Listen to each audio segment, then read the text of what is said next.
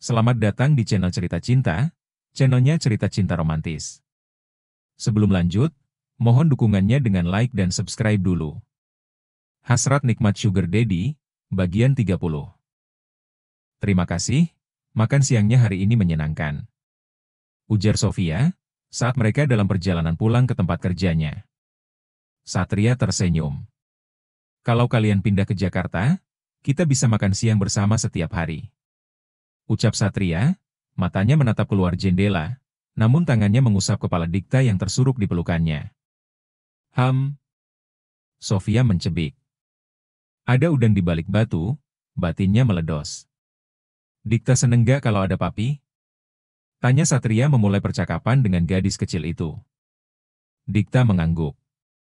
Seneng, jawabnya, sekarang Dikta bisa pamer sama teman-teman di sekolah. Pamer? Sofia menoleh. Dikta mengangguk. Teman-teman kan sering dianterin sama papanya. Cuma Dikta yang enggak. Kalau enggak Abah, yang Mang Ojek. Celetuknya, polos. Sofia merasa seperti ada yang diremas di dalam dadanya. Dia baru sadar, sudah 3 tahun Dikta tak bertemu dengan ayahnya. Bahkan ia sudah tak ingat pria itu sekarang. Satu-satunya pria dewasa yang dikenalnya adalah sang kakek, yang sering merangkap menjadi ayahnya di saat anak itu merajuk. Maka tak heran, ketika Satria masuk ke dalam kehidupan mereka. Dikta seperti menemukan sosok ayah, terlebih Satria memang selalu bersikap lembut kepada gadis kecil itu. Oh ya?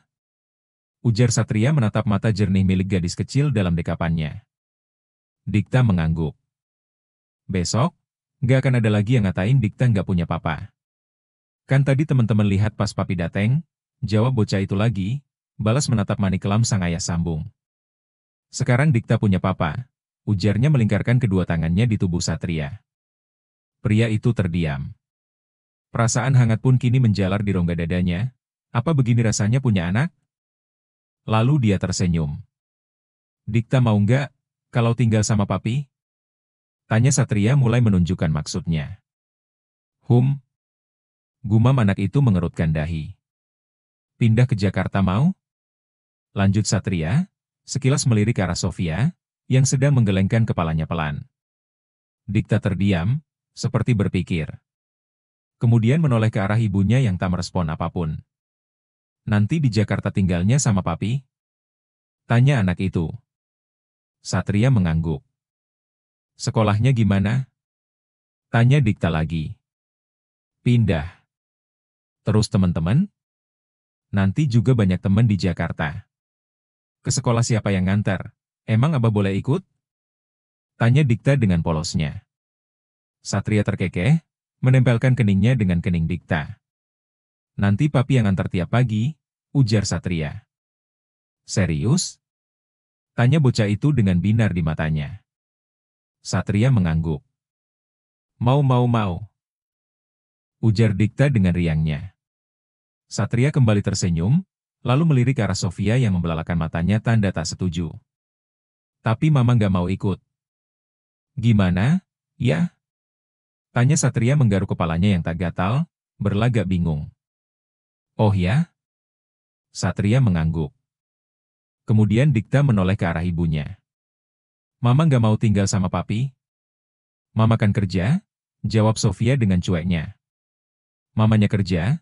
Papi, gumam Dikta berbisik. Satria kembali tersenyum. Padahal nggak usah kerja. Biarin papi yang cari uang, ujar Satria ikut berbisik, seolah takut didengar orang lain. Yang pada kenyataannya, Sofia mendengar percakapan mereka dengan begitu jelas. Mama, kata papi nggak usah kerja. Papi yang cari uang, jelas Dikta kembali beralih kepada ibunya. Sofia membelalakan mata. Gak usah modus rayu Dikta, ya. Ketus Sofia mencondongkan tubuhnya, agar mampu menatap Satria secara jelas. Satria terkekeh. Aku tidak sedang merayu, aku hanya mengajak dia untuk tinggal denganku. Jawabnya, dengan menahan tawa. Sofia mencebik. Dia ahli, merayu anaknya untuk mendapatkan ibunya. Sudah aku bilang tidak, ya tidak, titik. Tidak sekarang, mungkin nanti. Tukas Satria dengan seringaian khasnya. Oke, sudah sampai. Aku turun ya, ujar Sofia bersiap membuka pintu ketika sampai di tempat dia bekerja. Satria terdengar menggeram. Kamu antar Dikta ke rumah ibu dulu, kan? Tanya Sofia menoleh, tidak kamu bawa ke Jakarta, kan? Tanyanya bergurau. Satria berpikir. Ide yang bagus, mungkin aku bawa sekalian dia hari ini, agar kamu nanti menyusul. Balas Satria, membuat Sofia membelalakan mata. Tidak boleh. Ketus Sofia dengan raut muka dibuat garang, yang justru terlihat menggemaskan di matanya suaminya. Satria terkekeh. Tergantung, ucap pria itu santai. Maksudnya? Kamu akan menukar Dikta dengan apa? Bercanda kamu? Memangnya kita sedang bernegosiasi? Cebik Sofia memicingkan matanya. Satria bergeming. Kamu bercanda, kan? Satria tak menanggapi. Sayang, gumam Sofia mendekat. Berhentilah bekerja. Pindah bersamaku ke Jakarta, jawab Satria. Itu lagi. Ketus Sofia. Satria terkekeh. Sudah, turun sana jika kamu tidak mau pergi. Sebelum aku berubah pikiran, dan membawa kalian kabur ke Jakarta, usir Satria nyungir. Ugh. Bercandamu tidak lucu. Keluh Sofia mendelik. Mau yang lucu? Aku bisa, tapi di sini ada Dikta. Tidak baik melihat bercandaan orang dewasa, bahaya, bisik Satria meledos. Entah mengapa kata-kata suaminya membuat Sofia merasa ngeri. Tunggu aku akhir pekan nanti. Aku akan menunjukkan candaanku yang sangat lucu, ujar Satria mengedipkan sebelah matanya. Sofia merinding. Aku turun dulu. Ucap Sofia sebelum keluar kata-kata lain dari mulut suaminya. Satria mencekal tangan Sofia. Apalagi? Tanya Sofia nyureng. Ciuman perpisahan, ucap Satria menyeringai. Ada Dikta. Jawab Sofia sedikit menggeram.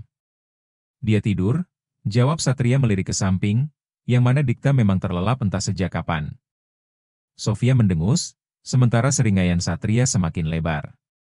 Sofia mencondongkan tubuhnya ke arah Satria, kemudian mendongak hendak mengecup pipi sang suami. Namun yang terjadi pria itu menggerakkan kepalanya, sehingga wajah mereka berhadapan. Lalu bibir mereka pun bertemu, dan ciuman panas pun terjadi beberapa menit. Aku turun, ujar Sofia setelah mampu melepaskan diri dengan paksa. Satria menggigit bibir bawahnya, merasa belum puas. Tapi apa boleh buat, memang waktunya yang tidak memungkinkan. Baiklah, hati-hati. Tunggu aku pulang nanti, oke? Ujar Satria kembali terkekeh. Sementara Sofia keluar dari mobil dengan wajah cemberut. Astaga! Apa yang sedang dia rencanakan? Gumam Sofia nyureng. Sore hari saat jam pulang kerja. Sofia dikagetkan dengan mobil hitam, yang sudah terparkir di depan Sasana. Pak Amir pun sudah berdiri di dekat pintu, saat Sofia baru saja keluar pada jam pulangnya. Dikta bergegas turun dan menghambur ke pelukan ibunya. Kok Pak Amir sudah di sini? Heran Sofia ngernyit. Kebetulan Bapak tidak bisa ke Bandung. Saya disuruh jemput Ibu dan Neng Dikta, jawab pria parubaya itu. Sofia hanya menghela napas pelan. Pria itu sudah mulai memaksakan kehendaknya lagi. Silahkan, Bu. Ucap Pak Amir seraya membuka pintu penumpang. Tanpa banyak kata lagi, Sofia membawa Dikta memasuki mobil, yang kemudian segera meluncur menuju Jakarta sore itu. Bu Lara sudah pulih, Pak? Tanya Sofia memecah keheningan dalam perjalanan kala melewati tol. Sudah, Bu. Jawab Pak Amir, pandangannya tetap fokus ke jalanan yang agak lengang. Bapak sama Bu Lara ribut nggak pas pulang? Tanya Sofia tiba-tiba timbul rasa ingin tahu. Kurang tahu, Bu. Tapi Bapak memang jarang sama Ibu kalau di rumah, banyakan di ruang kerja, jawab Pak Amir datar. Sofia hanya mengangguk-anggukan kepalanya, kemudian terdiam lagi. Tak lama kemudian ponsel Sofia berdering, panggilan dari suaminya. Ya. Sudah sampai mana? Tanya Satria dari seberang. Masih di tol. Sebentar lagi keluar, jawab Sofia menatap di kejauhan. Bilang Pak Amir nanti langsung ke kantor dulu, ucap Satria lagi. Iya, jawab Sofia singkat. Dikta ikut? Tanya Satya. Ikut, jawab Sofia. Oke, lalu terdengar kekahan kecil dari sana. Kenapa? Ada yang lucu? Sofia mengerutkan dahi. Tidak. Aku hanya merasa senang kalian datang, jawab Satria yang diikuti tawarnya. Sofia menggumam. Ya sudah, aku tunggu kalian di kantor, ujar Satria seraya mengakhiri panggilan. Sofia menghempaskan punggungnya ke sandaran kursi. Apa maunya si pria itu? Kenapa terang-terangan seperti ini? Apa dia tidak takut jadi bahan gunjingan karyawannya ya? Gumam Sofia mengusap wajahnya kasar. Pak Amir? Panggil Sofia memulai percakapan lagi. Iya Bu. Di kantornya Bapak suka ada gosip nggak? Gosip apa, Bu? Itu, kalau saya datang ke sana. Sopir itu menggelengkan kepala. Belum pernah dengar, Bu, jawab Pak Amir. Masa? Betul, Bu. Mana ada yang berani gosipin Bapak? Bisa langsung dipecat tanpa pesangon kalau berani, jelas Pak Amir bergidik. Tak terasa, kini mereka telah tiba di depan gedung tinggi itu. Sofia turun, diikuti Dikta dengan ekspresi yang terkagum-kagum. Ini rumah Papi? Tanya Dikta dengan polosnya. Bukan, ini tempat kerjanya Papi. Jelas Sofia, merapikan rambut panjang putrinya yang agak berantakan. Kemudian mereka melangkah masuk mengikuti Pak Amir, yang terlebih dahulu berjalan di depan. Beberapa orang yang berpapasan dengan mereka menganggukkan kepalanya dengan sopan. 2 orang sekretaris perempuan berdiri menyambut, saat mereka bertiga keluar dari dalam lift. Seperti biasa, menyapa dengan ramah. Salah satunya melangkah, untuk membukakan pintu ruang kerja atasan mereka. Terima kasih, ucap Sofia dengan senyum yang manis, dibalas anggukan dari sang sekretaris cantik itu. Papi. Panggil Dikta berlari, ketika mendapati Satria yang berada di ruangan itu. Satria menyambutnya dengan sukacita, berjongkok mensejajarkan tubuhnya dengan tinggi gadis kecil itu. Hei anak Papi. Sapa Satria saat Dikta tiba di pelukannya. Kamu sehat? Tanyanya, mengangkat tubuh mungil putri sambungnya di gendongan. Dikta mengangguk, melingkarkan kedua tangan kecilnya di leher sang papi, lalu keduanya tertawa. Duh, berasa jadi obat nyamuk, nih. Ujar Sofia bergumam, sambil berjalan santai menghampiri suami dan putri sematawayangnya, menggaruk kepalanya yang tak gatal. Kamu juga mau dipeluk? Tanya Satria menyeringai. Gak usah. Sofia memutar matanya, tapi tak urung juga menyambut uluran tangan suaminya yang terentang, lalu memeluknya dengan penuh kerinduan. Kemudian mengecup kedua pipi istrinya dengan lembut. Papi genit. Celetuk Dikta, yang masih berada dalam gendongan Satria. Genit apanya? Tanya Satria menoleh kepada gadis kecil itu. Itu, cium-cium mama, celoteh Dikta dengan polosnya. Satria tertawa, bukan genit, tapi ini namanya sayang. Dikta juga mau papi cium. Gak mau, papi cium mama aja. Dikta yang meronta mencoba turun dari gendongan Satria, mereka pun tergelak. Mereka bertiga keluar dari dalam kantor, setelah Satria menyelesaikan dokumen terakhir sore itu. Mereka berjalan dengan saling bergandengan tangan, dengan Dikta yang berada di tengah-tengah. Beberapa pasang mata melirik dan menatap. Ada yang heran, atau juga mungkin terkejut dengan pemandangan di depan mata mereka. Sang pemilik perusahaan tempat mereka bekerja, menggandeng seorang perempuan dan anaknya dengan riang tanpa beban.